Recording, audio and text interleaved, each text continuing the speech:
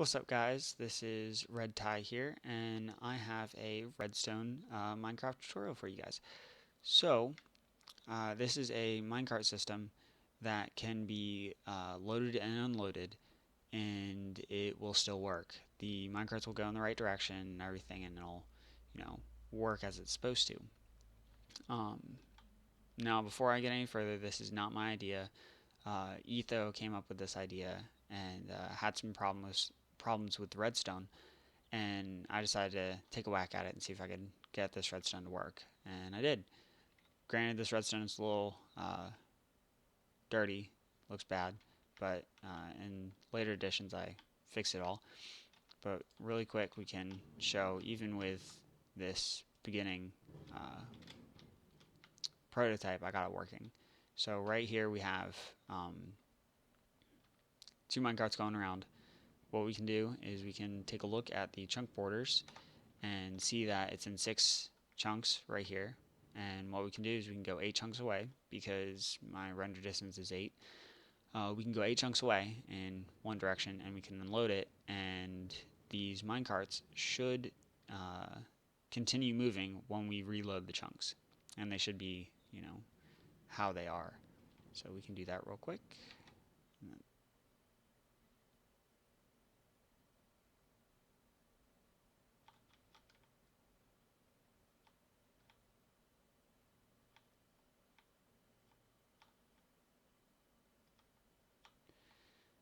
Alright, we are now 8 chunks away. If we sit very close at the edge, you can just barely see the edge of the system right there. And what we can do is we can actually go a couple more chunks away and fully unload the system. Now, when we go back, what should happen is the minecart should continue moving as if nothing really happened. And as you can see, they have, which is great, and that means it works. So what we can do is, after a little bit of time working with this, I decided to make them a little bit more modular. These are all 1 chunk by 1 chunk pieces of a whole. There's a straight left and a right turn, so that you can make it how you please.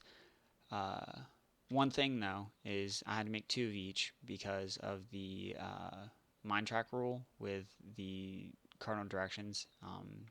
Sometimes they don't like going the way that you want them to, so we had to do a little bit of special redstone for a couple of them depending on the direction that the track is facing. So what we did is right here we can actually take off these chunk borders. There we go. So the start of it is a detector rail that feeds into a redstone repeater that will feed into this block and power this piston, as well as send power down this wire and into the previous chunk.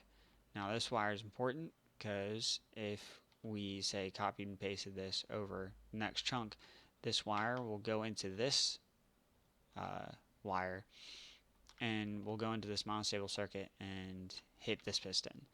Now they won't fire on the same one at the same time, so it only fires once then the other. But basically what it does is it'll push and then push over here, and then I'll be set up for the next one. This redstone repeater powers this rail, and that is it on the I guess the go side, you could say.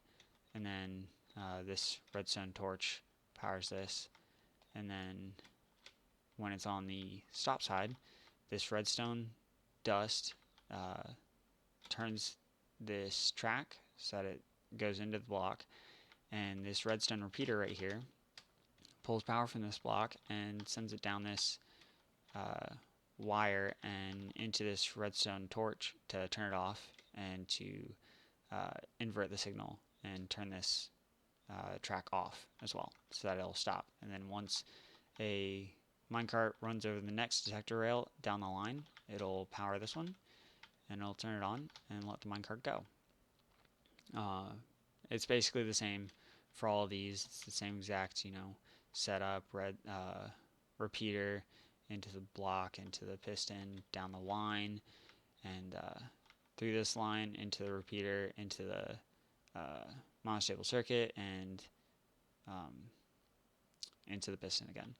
And all this is the exact same. So same for the left turn and the right turn right here. Um, they're all the same. Now, when it came to the north and south rule, or the north and west rule, we had to do a little bit of creative redstoning right here because we couldn't get this track to sit properly the way that we wanted it. So what we had to do was, this is the same, into this block, powers piston, down the wire, and down into the next chunk, and back in over here. Now this repeater here is important as well as these two. This repeater will prevent these redstone from touching, as well as this repeater, as well as this one, will prevent the switch, prevent this piston from activating, so that we don't get like a false pulse right there. So with this redstone block pushed over, it'll power this wire. This wire will go underneath and then back up and into a redstone torch. Now this redstone torch is on by default when it's set to go, and it'll turn this track the proper way. When it's off, it'll sit it'll sit in this direction going into the block. Now there are also this little redstone square, and this will power the rail when this torch is on, which is when it's in the go position. So we can see that real quick. And it's on. This redstone torch is on. Powers right here. Powers that. So we got this good to go signal right here. It is the same again with both the left and the right turns. They're set up a little bit differently. And this is simply because it can't fit in the chunk with it going right next to each other. So basically you just need to keep the wires separate, which is what I did here.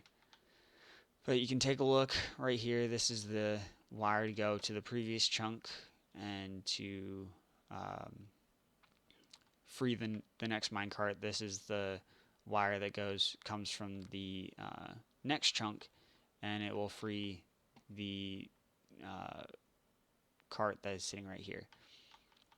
So we can see that real quick. We can push this, and it will power this redstone. It's a little bit different, I know, but it does the exact same things. It powers this redstone torch, which powers the 4 and flips these from going this way to this way, and this from on to off. And then we can put it back, and it'll power and go the right way. Same thing with this one over here. This one's set up as the same as the center, but it can be set up. They all can be set up that way over there. It just depends on how you set up this monostable circuit right here. But it's the exact same as the first one as a straight. So yeah, you can see this one working too. And you can see that it was turned off now and then turned on. Alright, so now we can take a look over here at this massive contraption that I made. It does work, as you can see, and there are a couple problems with it, but the largest one being if you're sitting in the front minecart in a circle track like this, with say your render distance is 3, so you can only have 3 chunks in front of you that have minecarts in them. Otherwise, if you have a 4th chunk in front of it that has a minecart in it, you sitting in the minecart that is at the end, you won't be able to load the chunk that has the first minecart, so you'll just be sitting there until the first minecart is loaded. So yeah, I believe that is it. I don't think there's anything else for me to tell you about these things. Um, Thank you guys so much for watching, and hopefully I will see you in the next video. Take care. Bye-bye.